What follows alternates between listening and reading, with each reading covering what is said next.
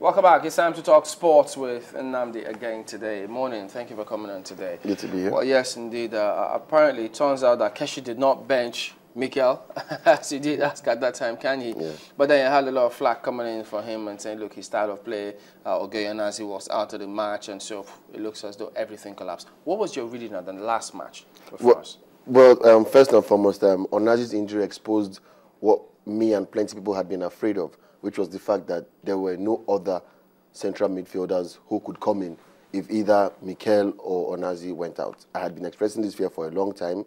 There was no reason why we did not carry at least one or two of the tested and trusted central midfielders we had. Like Onazi, Igebo, Ogu, Umba, we have them. They are all there and they were all left. Now, all we had on the bench was Reuben, Gabriel, Ramon, Azeez, and it became a case of trying to put a square peg in a very, very large round hole, and it didn't work out. Why do you think he did that? Well, at the time, I'm sure he felt he was choosing the best team that he could work with. I don't know. I'm not him, but also, of course, we heard, of course, I don't like to quote rumor and hearsay, that there were other influences with regards to the national team selection. At the end of the day, Nigeria was the worse off for it. But Onazi went out, and it looked as if it was planned. First half, he got injured. Second half, another hard tackle on him. So it looks like the French plan was deliberately, look, this guy's the midfield engine, take him out. And of course, when that happened, Mikel could do nothing. He drew blanks in the midfield, couldn't supply anything, couldn't mark. The moment Onazi went out, Matuidi and Pogba overran the midfield. For long spells of the match, they had been restricted to long-range shots. Nigeria had held them. Nigeria had held their own. In fact, we even had more of the possession in the first half and more of the chances. But is that the Mikel we used to know? Since he left the youth team, sadly, yes. I don't want to sound biased, but I think Mikel's problem started the moment he chose his club based on money. If you remember from Lynn Oslo, he had signed for Man United. He was meant to be some sort of replacement for Paul Scholes, an attacking midfielder, because of his passing range.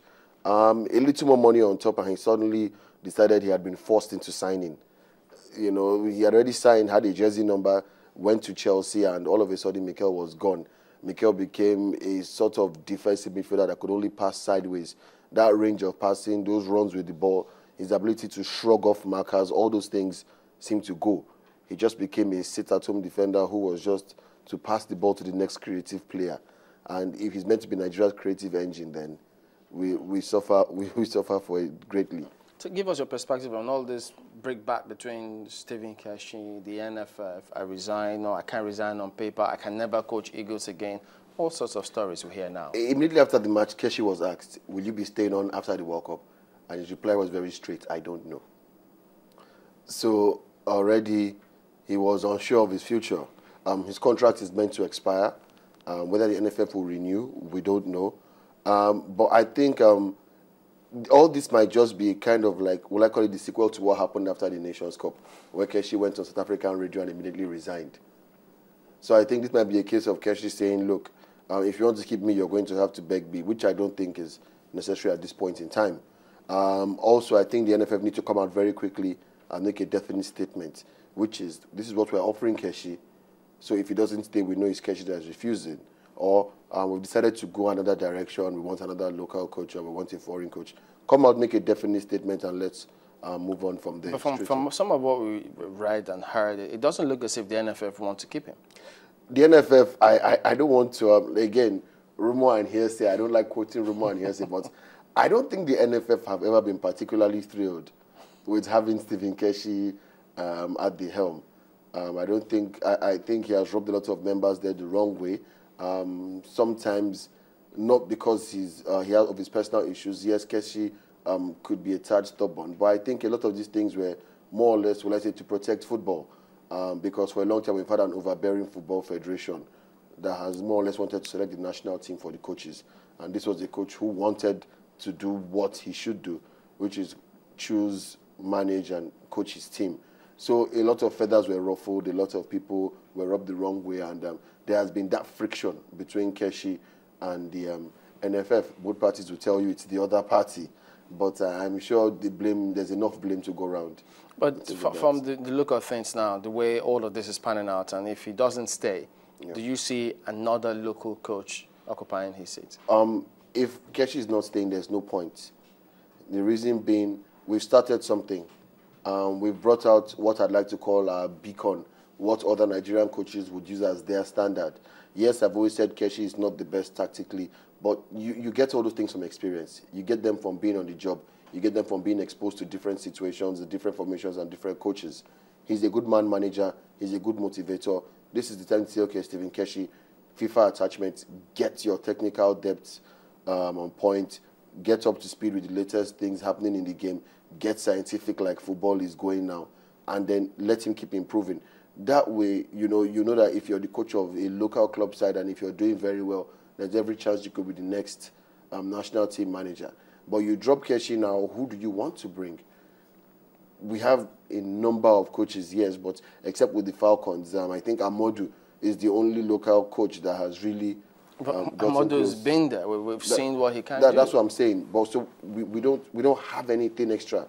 There's nothing else there. Sadly, I'm not saying our coaches are not good. I see a number of them. I know a number of them are a bit even technical, yes. But our local league is not developing coaches. Week in, week out, you need to be challenging yourself to improve yourself. It's like building muscle. The more you apply yourself, the better you get at it. In a league where an away match is as good as a loss because the home team is to sort out the referee's welfare as directed by the league management committee. You can't expect coaches. Coaches will only be interested in winning by their home games by any means necessary and then go on the road and see what happens. So you rarely see tactics coming into our local league. So it's not developing the best coaches. So what's going to happen now? If NFF is going to get a foreign coach, and besides, people ask, how many foreign coaches have won us the Nations Cup and taken us beyond the round of 16? Well, one, Westerhoff. But we had more than one ever since Westerhoff.